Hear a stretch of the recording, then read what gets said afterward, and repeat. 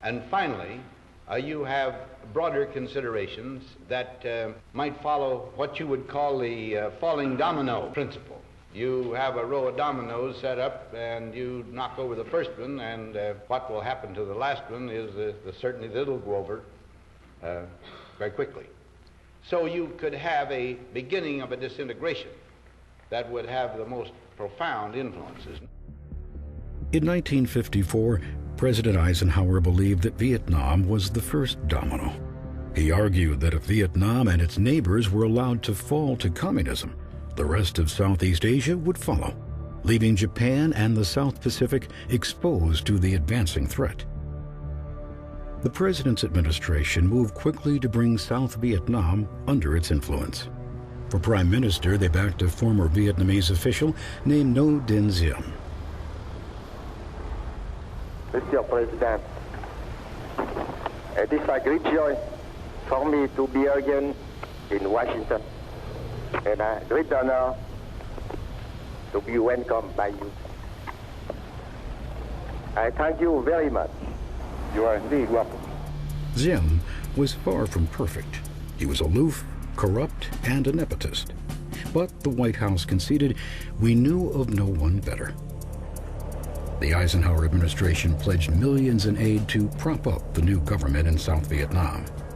Even with the support, Diem faced enormous challenges.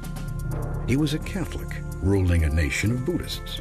His military was riddled with incompetence and corruption, and his capital city, Saigon, was splintered by political rivalries and organized crime.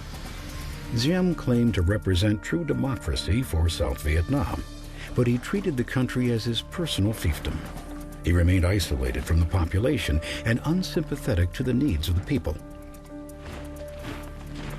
As American support grew, Diem's government became even more detached and brutal. With American encouragement, Diem refused to participate in the national elections called for in the Geneva Accords. He then launched a campaign to hunt down and eliminate his enemies. Nearly 100,000 South Vietnamese were killed or imprisoned in a series of brutal campaigns. While some victims were former Viet men living in the South, thousands of innocent people were caught up in the dragnet as well. As villagers witnessed their families and neighbors suffer at the hands of Diem, they increasingly turned away from the Saigon government and supported the Viet Minh. Similar atrocities took place in North Vietnam. Following the war with the French, Ho Chi Minh's government initiated land reforms that were designed to take from the rich and give to the poor. But the programs touched off random violence throughout the North. Countless thousands were labeled as traitors and executed or imprisoned. Unlike Diem, Ho recognized that mistakes had been made and promised to bring those responsible to justice.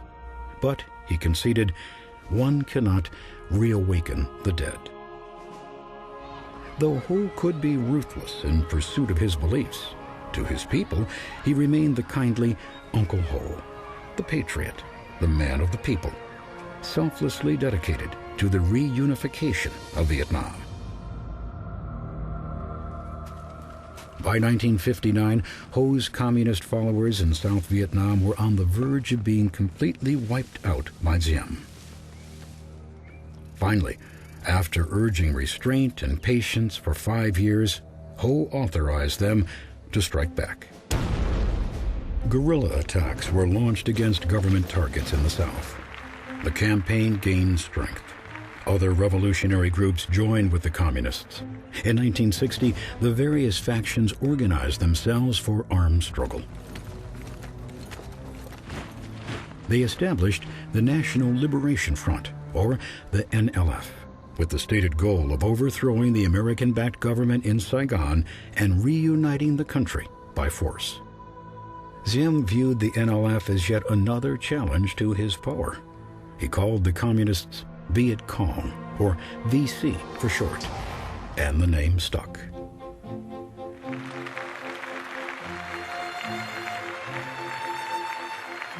In 1961, As President Eisenhower welcomed the new president to the White House, Vietnam was little more than a footnote to U.S. foreign policy. But John F. Kennedy, with all his style and air of confidence, had inherited a powder keg. And the war in Vietnam was about to turn hot, bloody, and expensive.